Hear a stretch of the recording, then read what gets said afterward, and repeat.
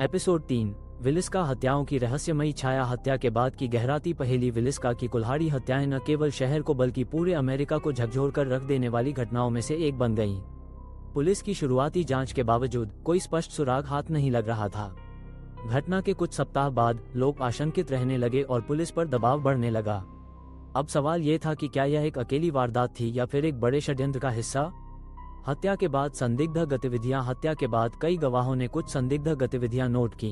रात के अजनबी कई निवासियों ने बताया कि उन्होंने एक लंबा काले कपड़ों में लिपटा व्यक्ति रात में गलियों में घूमते हुए देखा था। बाहर से आए लोग, कुछ यात्रियों ने दावा किया कि उन्होंने हत्या से एक रात पहले एक अजनबी को मूर परिवार के घर के पास घूमते हुए देखा था। रहस्यमयी पत्र। हत्या के कुछ दिनों बाद स्थानीय अखबारों के संपादकों को गुमनाम पत्र मिलने लगे जिनमें हत्या की विस्तृत जानकारी दी गई थी। क्या यह एक सीरियल किलर का काम था? जांच के दौरान पुलिस को ऐसे कई अन्य मामलों की जानकारी मिली जो इस हत्या से मिलते जुलते थे। अन्य रहस्यमयी कुल्हाड़ी हत्याएं। मोनरोवा, इंडियाना, 1909। एक परिवार की हत्या उनके ही घर में कुल्हाड़ी से कर दी गई थी। Colorado springs, 1911। यहाँ भी पूरी तरह से एक परिवार को कुल्हाड़ी से मार डाला गया था। Ellsworth, Kansas, 1911। इस मामले में भी हत्याओं का तरीका विलिस्का हत्याओं से मेल खाता था। संदिग्धों पर बढ़ता शक। पुलिस ने अब कुछ अन्य संदिग्धों की ओर ध्यान देना शुरू किया।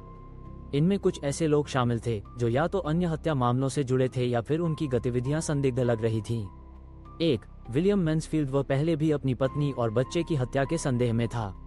उसके खिलाफ पर्याप्त सबूत नहीं मिले लेकिन उसे शक के घेरे में रखा गया। 2. Paul Muller. म्यूलर पर कई अन्य हत्याओं का संदेह था। वह रहस्यमयी तरीके से हर अपराध के बाद गायब हो जाता था। क्या ये किसी गुप्त समाज की साजिश थी? कुछ स्थानीय लोगों का मानना था कि यह हत्याएं किसी गुप्त समाज या पंथ से जुड़ी हुई थीं। गुप्त समाज की थ्योरी। हत्या का तरीका किसी विशेष अनुष्ठान की तरह प्रतीत होता था। कुछ गवाहों का कहना था कि उन्होंने अजीबोगरीब प्रतीक चिन्ह देखे थे। पुलिस और जनता की बेचैनी। हत्या के महीनों बाद भी कोई ठोस परिणाम नहीं निकला। जनता भयभीत थी और पुलिस पर लगातार दबाव बढ़ रहा था। क्या यह हत्यारा एक सीरियल किलर था या फिर इसके पीछे कोई बड़ा षड्यंत्र छिपा था? जानने के लिए पढ़ें अगला एपिसोड। एपिसोड 4 मनोवैज्ञानिक विश्लेषण और विलिस्का हत्याओं के प्रभाव। हत्या का मनोवैज्ञानिक पहलू। विलिस्का कुल्हाड़ी हत्याओं ने कानून प्रवर्तन अधिकारियों और मनोवैज्ञानिकों को गहरी सोच में डाल दिया। यह महज एक अपराध नहीं था बल्कि एक भयावह मानसिकता का प्रतिबिंब था। सवाल ये था कि क्या हत्यारा एक मनोरोगी था, एक क्रूर सीरियल किलर या फिर कोई धार्मिक या आध्यात्मिक सोच से प्रेरित अपराधी। हत्या का पैटर्न। रात में हमला। हत्याएं रात के अंधेरे में की गईं जब पीड़ित गहरी नींद में थे। कुल्हाड़ी का इस्तेमाल। हत्याओं में आग्नेयास्त्र या चाकू का नहीं बल्कि कुल्हाड़ी का इस्तेमाल किया गया। ये क्रूरता और योजनाबद्ध हमले की निशानी थी। चेहरे ढकना। सभी पीड़ितों के चेहरे कपड़ों से ढके गए थे जिससे अनुमान लगाया गया कि हत्यारा उन्हें देखना नहीं चाहता था। बच्चों को भी नहीं छोड़ा गया। कई हत्याओं में छोटे बच्चों को भी निर्ममता से मारा गया जो अत्यधिक हिंसा और आक्रोश को दर्शाता है। मनोवैज्ञानिक प्रोफाइलिंग। मनोवैज्ञानिक विश्लेषण के अनुसार इस प्रकार के हत्यारे कुछ विशेष मानसिक लक्षणों से ग्रस्त हो सकते हैं। सामाजिक अलगाव। अक्सर ऐसे अपराधी समाज से कटे हुए होते हैं और एकाकी जीवन जीते हैं। संकीर्ण मानसिकता। उन्हें लगता है कि वे एक विशेष उद्देश्य के लिए ऐसा कर रहे हैं। गहरी मानसिक विकृति। यह अपराधी या तो बचपन में किसी गहरे आघात से गुजरे होते हैं या फिर किसी मानसिक बीमारी के शिकार होते हैं। निजी बदला या धार्मिक प्रेरणा। कुछ मामलों में हत्याएं किसी धार्मिक अनुष्ठान या व्यक्तिगत बदले के कारण की जाती हैं। शहर पर प्रभाव। विलिस्का में हुई इन भयानक हत्याओं ने पूरे शहर को भय और संदेह के माहौल में डाल दिया। स्थानीय लोगों की प्रतिक्रिया। लोग अंधेरा होते ही अपने घरों में बंद हो जाते थे। कई परिवारों ने शहर छोड़ने का फैसला किया। अफवाहें फैलने लगी कि यह हत्याएं किसी बुरी आत्मा या अज्ञात शक्ति का परिणाम थीं। अखबारों में सनसनी। अमेरिका के प्रमुख समाचार पत्रों ने इस घटना को बड़े पैमाने पर कवर किया। कुछ अखबारों ने इसे अमेरिका की सबसे रहस्यमयी हत्या कहा। पत्रकारों ने विभिन्न सिद्धांतों को जन्म दिया जिससे जनता में भ्रम और भय और बढ़ गया। निष्कर्ष। हत्या का अपराधी कौन था? क्या ये कोई सीरियल किलर था जो अन्य शहरों में भी सक्रिय था या फिर इसके पीछे कोई और गहरी साजिश थी? पुलिस की जांच अब और तेज हो चुकी थी लेकिन क्या वे कातिल तक पहुंच पाएंगे? जानने के लिए पढ़ें अगला एपिसोड। एपिसोड 5 पुलिस की गहन जांच और नए संदिग्धों का खुलासा। जांच की नई दिशा। विलिस्का कुल्हाड़ी हत्याओं की जांच जैसे जैसे आगे बढ़ रही थी वैसे वैसे नए रहस्य सामने आते जा रहे थे। पुलिस ने अब तक कई संदिग्धों से पूछताछ की थी लेकिन कोई ठोस सबूत हाथ नहीं लगा था। स्थानीय अधिकारियों पर जनता और मीडिया का दबाव बढ़ता जा रहा था। आखिरकार जांचकर्ताओं ने कुछ नए सुरागों पर ध्यान केंद्रित किया। प्रमुख संदिग्धों की सूची। हत्या के कुछ समय बाद पुलिस ने कई संभावित संदिग्धों पर ध्यान केंद्रित किया। इनमें से कुछ पहले से ही कानून की नजरों में थे, जबकि कुछ हाल ही में सामने आए थे। 1.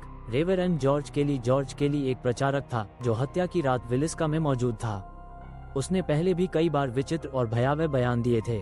कुछ लोगों का मानना था कि वो मानसिक रूप से अस्थिर था और धार्मिक कट्टरता से प्रेरित होकर हत्याएं कर सकता था। बाद में उसने खुद ही इन हत्याओं की बात कबूल की, लेकिन फिर अपने बयान से मुकर गया। 2. William Mansfield. वह एक पेशेवर अपराधी था जो पहले भी अपनी पत्नी और बच्चे की हत्या के लिए संदिग्ध रह चुका था। कुछ गवाहों ने उसे हत्या की रात विलिस्का में देखा था, हालांकि उसे गिरफ्तार करने के लिए पर्याप्त सबूत नहीं मिले। 3. एंड्रू स्वाइगर। एंड्रू एक स्थानीय व्यक्ति था जो मानसिक रूप से अस्थिर माना जाता था। उसकी हरकतें अजीब थीं और वह अक्सर हत्याओं के बारे में बात करता था। हालांकि उसके खिलाफ भी कोई ठोस सबूत नहीं मिला। हत्या के नए सुराग। जांचकर्ताओं को हत्या स्थल पर कुछ नए सुराग मिले जिन्होंने जांच की दिशा बदल दी। हत्या स्थल पर अज्ञात फिंगरप्रिंट। पुलिस को खून से सने कुछ फिंगरप्रिंट मिले थे, लेकिन वे किसी भी संदिग्ध से मेल नहीं खा रहे थे। ये सवाल उठने लगा कि क्या हत्यारा कोई बाहरी व्यक्ति था जो हत्या के बाद विलिस्का से भाग गया। एक गुप्त गवाह की गवाही। एक स्थानीय नागरिक ने दावा किया कि उसने एक अजनबी को हत्या वाली रात कुल्हाड़ी के साथ घूमते देखा था। हालांकि इस गवाही में कई विरोधाभास थे, जिससे पुलिस इसे निर्णायक प्रमाण नहीं मान सकी।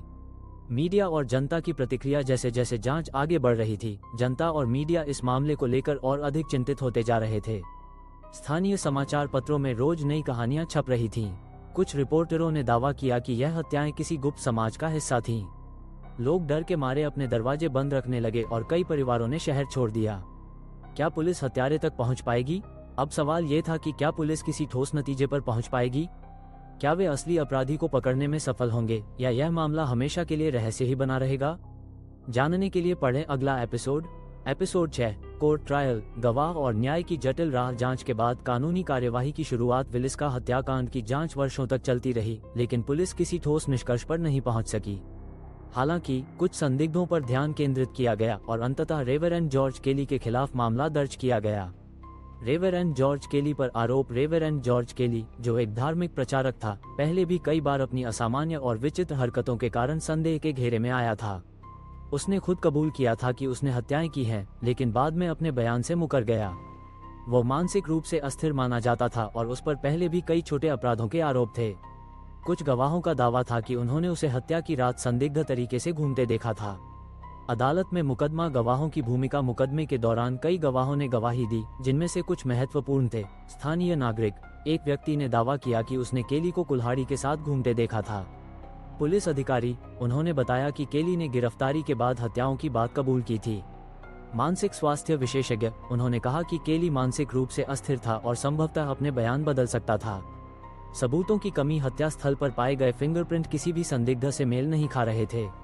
हत्या में इस्तेमाल की गई कुल्हाड़ी को कभी आधिकारिक रूप से संदिग्धों से जोड़ा नहीं जा सका। केली की मानसिक स्थिति को लेकर कई विवाद थे, जिससे मुकदमा और भी जटिल हो गया।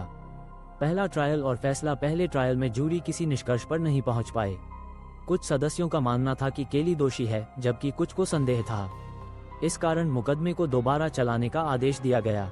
दूसरा ट्रायल और केली की रिहाई। दूसरे ट्रायल में पर्याप्त सबूतों की कमी के कारण जॉर्ज केली को बरी कर दिया गया। अदालत ने माना कि पुलिस द्वारा लिया गया कबूलनामा दबाव में लिया गया था। इस निर्णय ने जनता को और भी भ्रमित कर दिया, क्योंकि असली अपराधी अब भी पकड़ा नहीं गया था। क्या न्याय हुआ? केली की रिहाई के बाद मामला धीरे धीरे ठंडा पड़ गया। पुलिस ने अन्य संभावित संदिग्धों पर ध्यान दिया, लेकिन कोई भी पर्याप्त सबूत के बिना दोषी नहीं ठहराया जा सका। यह मामला धीरे धीरे अनसुलझे रहस्यों की सूची में जुड़ गया। निष्कर्ष। क्या जॉर्ज केली वास्तव में निर्दोष था या वो इस अपराध का असली गुनहगार था? क्या पुलिस ने असली कातिल को पकड़ने में असफलता पाई?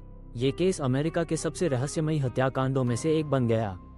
अगले एपिसोड में जानिए कैसे यह मामला इतिहास में दफन हो गया और क्या बाद में कोई नए सुराग सामने आए।